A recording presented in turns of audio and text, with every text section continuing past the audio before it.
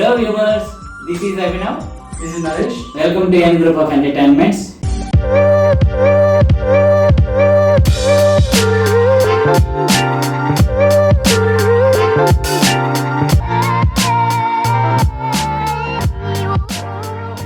ఈరోజు మనం డిస్కస్ చేయబోయే టాపిక్ పిల్లల్ని ఎలాంటి స్కూల్లో జాయిన్ చేయాలి.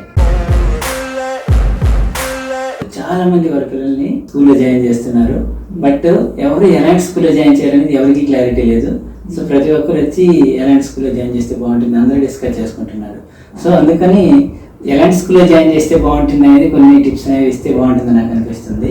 కరెక్ట్. సో అలాంటి క్వశ్చన్స్ నేను కూడా అంటే నా సరౌండింగ్స్లో కూడా తెలిసిన వాళ్ళు కానీ ఫ్రెండ్స్ కానీ అడుగుతున్నారు. సో ఈ రోజుల్లో పిల్లల్ని స్కూల్లో జాయిన్ చేసే ముందు మనం కొన్ని ఇంపార్టెంట్ పాయింట్స్ కన్సిడర్ చేసుకోవాలి. ఇందులో ఫస్ట్ థింగ్ ఏంటంటే students and teacher wise we need to consider. So ఒక క్లాస్ రూమ్లో 20 to 25 మెంబర్స్కి ఒక టీచర్ ఉంటే వాళ్ళు క్లీన్గా అబ్జర్వ్ చేస్తారు పిల్లలు ఏం చేస్తున్నారు. They will do some organized way. వాళ్ళ అబ్జర్వేషన్స్ కానీ అన్నీ చూస్తూ ఉంటారు. వాళ్ళు ఎలా కమ్యూనికేట్ అవుతున్నారు, కొట్టుకుంటున్నారా, ఫైట్ చేస్తున్నారా, they are writing or not. So all these thing they will consider a good manner. ఒకవేళ ఎక్కువ ఉన్నారనుకోండి, కొన్ని స్కూల్లో పిల్లలు చాలా మంది ఉంటారు, ఎవరి కూడా వాళ్ళు చేసుకుంటూ ఉంటారు. సో వాళ్ళని కంట్రోల్ చేయడానికి చాలా కష్టం అయిపోతుంది టీచర్ వాళ్ళకి. ఈవెన్ మా చిన్నప్పుడు స్కూల్లో కూడా మాకు 40 మెంబర్స్ ఉండేవాళ్ళు. లిటరల్ గా ఒక టీచర్ వచ్చేసరికి టాప్ 10 పీపుల్ని గుర్తుపెట్టుకునేవాళ్ళు. మిగతా 30 మెంబర్స్ పేర్లు తెలియదు, వాళ్ళు ఏం చదువుతున్నారో తెలియదు, వాళ్ళు బాగా చదువుతున్నారో లేదు, వాళ్ళ పేరెంట్స్ వచ్చినప్పుడు చెప్పలేరు.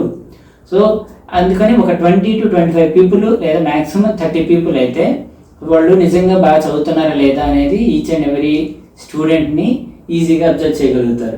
సో మీరు చదువుకునేటప్పుడు మీ స్కూల్లో ఎంతమంది ఉండేవాళ్ళు నరేష్? మా స్కూల్లో కూడా 30-40 మెంబర్స్ ఉండేవాళ్ళు. అందులో మెయిన్గా కొంతమంది శాశ్వత ఎలా ఉండేవాళ్ళు అంటే ఎవరైతే బాగా యాక్టివ్గా ఉంటారో వాళ్ళనే జస్ట్ గుర్తుపెట్టుకునే వాళ్ళు, వాళ్ళతో ఎక్కువ కమ్యూనికేట్ అయ్యేవాళ్ళు. సో వీళ్ళు అవ్వడం వల్ల కొంచెం డిసడ్వాంటేజ్ అనమాట. The second point is play ground availability. So మనకి ఎడ్యుకేషన్తో పాటు పిల్లలకి స్పోర్ట్స్లో కూడా ఎంకరేజ్ చేయాలి కాబట్టి సో మనకి ప్లే గ్రౌండ్ అవైలబుల్ ఉందా లేదా చెక్ చేసుకుంటే మంచిది. మాకు చిన్నప్పుడు స్కూల్లో వచ్చేసరికి మాది గవర్నమెంట్ స్కూల్ కాబట్టి మాకు ప్లే గ్రౌండ్ అనేది ప్లేంటీ ఆఫ్ ప్లే గ్రౌండ్ అవైలబుల్ ఉండేది. సో మాకు ఆ ఏరియాలోకి వెళ్ళి మాకు సో ఇండోర్ గేమ్స్ ఉండేవి, అవుట్డోర్ గేమ్స్ ఉండేవి, అన్నీ బాగా ఆడించేవాళ్ళు ఈవినింగ్ టైంలో. సో మాకు కూడా స్పోర్ట్స్ మీద బాగా ఇంట్రెస్ట్ పెరిగేది. సో మీకు మీ స్కూల్ ఎట్లా ఉండేది? మా స్కూల్లో కూడా గ్రౌండ్ ఉండేది. నేను కూడా చాలా very interested in the sports. యాక్చువల్గా ఒక్కోసారి ఏంటంటే మనకు క్లాస్ కొంచెం బోర్గా ఉన్నప్పుడు ఎప్పుడు స్పోర్ట్స్ గేమ్ వస్తాను చాలా ఇంట్రెస్ట్గా చేసేవాళ్ళు. సో ఇంకోటి ఏంటంటే మనం గేమ్స్ ఆడిపోయడం వల్ల ఎంటైర్ డే మొత్తం క్లాసులు చెప్తా ఉంటే మనకి ఎలాంటి స్పోర్ట్స్ గేమ్స్ లేకుంటే వాళ్ళు చాలా బోర్గా ఫీల్ అవుతారు, చాలా టైర్డ్ అయిపోతారు. సో ఎప్పుడైతే మనం ఒకసేపు ఏమైనా గేమ్స్ ఆడతామో మన మైండ్ చాలా రిలాక్స్గా ఫీల్ అవుతుంది. వాళ్ళు నెక్స్ట్ డే కూడా చాలా ఎంతూజియాస్టిక్గా వస్తారు. Otherwise they will feel boring about the classes. Only ఆ క్లాసెస్ సంబంధించిన ప్రెషర్ కూడా వాళ్ళు రిలాక్సేషన్ ఉన్నట్టు ఉంటుంది ఈ గేమ్స్ ఆడడం వల్ల. సో దీని కంటిన్యూషన్ నాకు ఏమనిపిస్తుంది అంటే థర్డ్ పాయింట్ వచ్చేసరికి టైం టేబుల్. సో మనకి టైం టేబుల్ ఎప్పుడు బ్యాలెన్స్డ్గా ఉండాలి. సో ఎక్కువ సబ్జెక్ట్స్ సంబంధించిన క్లాసెస్ ఉండకూడదు, అలాగని సబ్జెక్ట్స్ని మనం డివియేట్ చేసి only cultural activities sports encourage చేసినట్లు ఉండకూడదు. సో రెండు బ్యాలెన్స్డ్గా ఉండాలి. సో ఒక వీక్ టైం టేబుల్ తీసుకుంటే మనకి 6 సబ్జెక్ట్స్కి ఎంత ప్రయారిటీ ఇస్తారో ఈక్వల్ ప్రయారిటీ స్పోర్ట్స్ కూడా ఇస్తే సో మనకి రెండు బ్యాలెన్స్డ్గా ఉన్నట్టు అనిపిస్తాయి. సో అలాగే ఈ స్పోర్ట్స్ అవర్లో స్పోర్ట్స్ ఆడిస్తున్నారా లేదంటే మ్యాథ్స్ క్లాస్, సైన్స్ క్లాస్ ఇలాంటివి తీసుకుంటున్నారా కూడా చెక్ చేసుకోవాలి. సో ఈ స్పోర్ట్స్ క్లాస్లో స్పోర్ట్స్ ఆడిస్తూ ఉంటే పిల్లలకి టైం టేబుల్ స్పోర్ట్స్ క్లాస్ ఉంది, సో మనకి ఆ టైం వచ్చినప్పుడు వెళ్ళి గేమ్స్ ఆడుకోవచ్చు అని వాళ్ళకి కొంచెం ఈ క్లాసెస్కి వస్తున్నప్పుడు కానీ లేదా డైలీ స్కూల్కి రావాలని ఇంట్రెస్ట్ కూడా ఉంటుంది. సో దీంతో ఏంటంటే మనకి ఫిజికల్ ఫిట్నెస్, మెంటల్ ఫిట్నెస్ అనేది పిల్లలకి బాగా డెవలప్ అవుతుంది. సో ఇవాళ రేపు మనకి కాలేజెస్లో, స్కూల్స్లో చూస్తే ఎక్కువ స్ట్రెస్ అనేది ఫీల్ అవుతున్నారు స్టూడెంట్స్. సో ఇలాంటి స్పోర్ట్స్ అవర్స్ అనేవి టైం టేబుల్ ఇంక్లూడ్ చేయడం వల్ల వాళ్ళకి ఫిజికల్ ఫిట్నెస్, మెంటల్ ఫిట్నెస్ అనేది వచ్చి సో వాళ్ళు కాలేజ్కి వెళ్ళాలి లేదా స్కూల్కి వెళ్ళాలన్నా యాక్టివ్గా వెళ్తారు. సో మనం ఈరోజు రేపు కొన్ని విలేజెస్లో చూస్తే పిల్లలు స్కూల్కి వెళ్ళినప్పుడు ఏడ్చుకుంటూ వెళ్ళిపోతుంటారు. ఎందుకు? వాళ్ళకి ఓన్లీ స్కూల్స్లో కానీ కాలేజెస్లో కానీ వాళ్ళకి ఎడ్యుకేషన్ అని ఎప్పుడు దాని గురించి చెప్తూ ఉంటారు. సో ఇలాంటి స్పోర్ట్స్ అవర్ లేకపోవడం వల్ల వాళ్ళకి వెళ్ళాలని ఇంట్రెస్టే రాదు. సో అందువల్ల ఏడుస్తూ వస్తుంటారు స్కూల్కి. ఫోర్త్ పాయింట్ కెరీర్ గైడెన్స్ అనమాట. సో పిల్లలకి చదువుకునేటప్పుడు యాక్చువల్గా వాళ్ళకు మనం కెరీర్ టిప్స్ కానీ గైడెన్స్ కానీ మన 10th తర్వాత ఏం చేయాలి, ఇంటర్ తర్వాత ఏం చేయాలి. సో మనకు 10th ముందు కూడా మనకు కొన్ని టిప్స్ అండ్ ఇస్తే వాళ్ళకు ఫ్యూచర్లో ఎలాంటి కోర్స్ నేర్చుకుంటే ఎలాంటి జాబ్స్ వస్తాయి, ఫ్యూచర్లో మనం ఎలాంటి పొజిషన్లో ఉండాలి అని కొంచెం మనకు ఇన్స్పిరేషన్ వస్తాం అనమాట.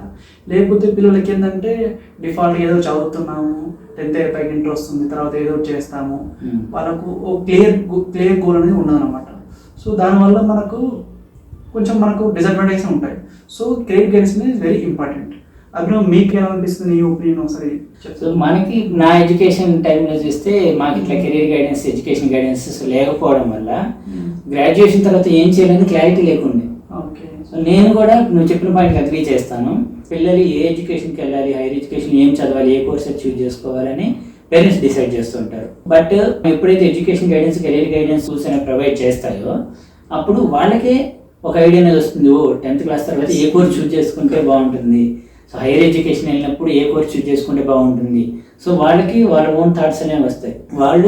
వాళ్ళకి ఏ కోర్స్ అనేది ఇంట్రెస్టెడ్గా అనిపిస్తుందో ఆ కోర్స్ చూజ్ చేసుకోవడానికి వాళ్ళకి ఒక ఐడియా వస్తుంది.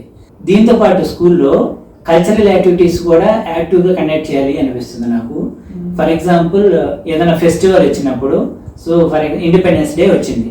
సో ఇండిపెండెన్స్ డే వచ్చినప్పుడు అందరినీ ఆ ఇండిపెండెన్స్ మన ఫ్లాగ్ కలర్కి సంబంధించిన డ్రెస్సెస్ వేసుకొని రమ్మని చెప్పడం, లేదా ఏదైనా ఫెస్టివల్ వస్తే ఫర్ ఎగ్జాంపుల్ కృష్ణాష్టమి వచ్చినప్పుడు సో కృష్ణుడి వేషంలో రమ్మడం. సో ఇలా డ్రెస్అప్ చేసుకొని రమ్మడం వల్ల పిల్లలకి మన యొక్క ఫెస్టివల్స్ గురించి తెలుస్తుంది, ఈ మన కల్చర్, ఇండియన్ కల్చర్ అనేది అలవాటు అవుతుంది. అలాగే ఇలాంటివి సపరేట్గా చేయించడం వల్ల ఎడ్యుకేషన్ మీద ఇంట్రెస్ట్ అనేది పెరుగుతుంది, స్కూల్కి వెళ్ళాలని ఇంట్రెస్ట్ పెరుగుతుంది. సో నీకేమనిపిస్తుంది, ఇట్లాంటివి ఉండాలనిపిస్తుందో వద్దనిపిస్తుంది? ఎస్, యాక్చువల్గా కరెక్ట్ అభినవ్, ఉండాలి. I agree with that point. నార్మల్గా మన ట్రెడిషన్, మన కస్టమ్స్ రిప్రజెంట్ చేసే విధంగా సపోజ్ ఎన్విరాన్మెంటల్ డే ఉంటే ఎన్విరాన్మెంటల్ అంటే మనం ఆ రోజు తగ్గట్టుగా మనకు అందరూ గ్రీన్ డ్రెస్లో రావడం. సో ఏదైనా ఒక రిప్రజెంటేషన్. ఎంతో మంది ఫ్రీడమ్ ఫైటర్స్ ఉన్నారు.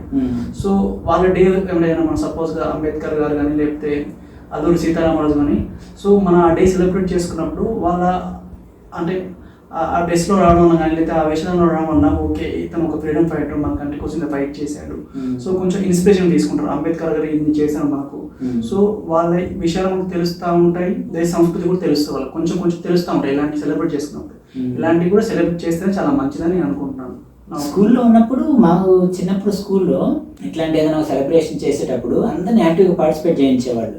ఫర్ ఎగ్జాంపుల్ ఇండిపెండెన్స్ డే వచ్చినప్పుడు అయితే మమ్మల్ని ప్రతి ఒక్కరిని ఫ్లాగ్స్ ఓన్గా డిజైన్ చేసుకుని తీసుకురమ్మనేవాళ్ళు.